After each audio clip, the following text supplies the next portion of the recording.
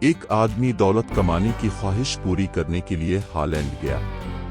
وہ ہالینڈ کے دارالحکومت ایمسٹرڈیم پہنچا۔ اس شہر میں گھومتے پھرتے اس نے ایک بہت عالیشان عمارت دیکھی۔ بہت دیر تک عمارت کو دیکھتا اور سوچتا رہا کہ یہ کس شخص کا مکان، کون خوش قسمت شخص اس میں رہتا ہوگا، وہ کتنا مالدار ہوگا۔ ایک آدمی قریب سے گزر رہا تھا۔ مسافر نے اس شخص سے پوچھا کہ یہ کس کا مکان ہے، تو اس آدمی نے کہا کہ نیٹو ورسٹن۔ ہالینڈ کی زبان میں اس کا مطلب ہے میں آپ کی بات نہیں سمجھا، لیکن مسافر یہ زبان نہیں جانتا تھا، اس لیے اس نے سمجھا کہ یہ آدمی مکان مالک کا نام کہ نیٹو ورسٹن بتا رہا ہے۔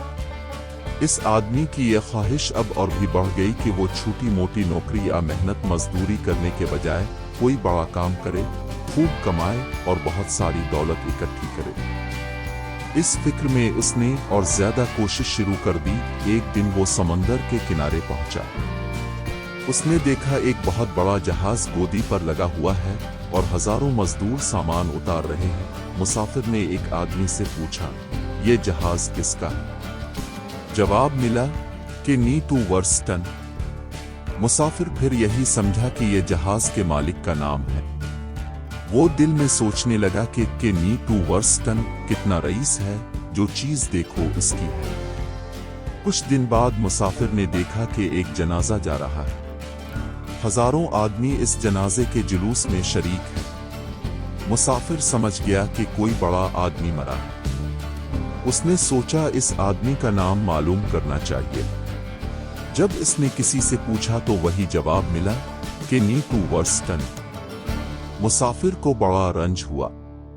وہ سوچنے لگا کہ دیکھو کوئی آدمی کتنا ہی بڑا ہو، کتنی ہی دولت اور جائیداد کا مالک ہو، موت سے نہیں بچ سکتا، تو پھر مال و دولت اکٹھی کرنے کا کیا فائدہ؟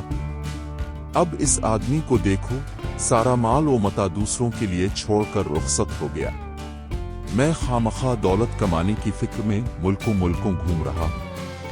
مالدار بننے کی خواہش نے مجھے پریشان کر رکھا ہے۔ نہیں، اب میں لالچ نہیں کروں گا، اور جو بھی کام کروں گا محنت سے کروں گا، اور بس اتنا کماؤں گا کہ اپنا اور اپنے بچوں کا پیٹ بھر سکوں اور عزت سے رہ سکوں۔ محنت اور ایمانداری سے کما کر کھانے میں ہی زندگی مزے سے گزرتی ہے۔